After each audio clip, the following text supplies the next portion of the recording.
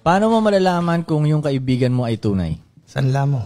Hindi, joke lang. Pag tinotalk shit ka niya ng harapan. Oh, yun. Tingin ko talaga. Real friend. Pag sabi niya sa'yo may tinga ka. Light pa nga lang. Wala, mababaw pa yun. Pagkaya kitang laitin ng ibaba talaga ng lahat-lahat ng gano'n. Yun. Buong pagkatao. Tinitingnan kitang kaibigan. Yung wala ka nang pake sa sarili mo kung magagalit siya sa'yo, basta masabi mo yung tama. Koy, yung lait naman totoo eh. Inilalait mo minsan eh. Oo nga, totoo.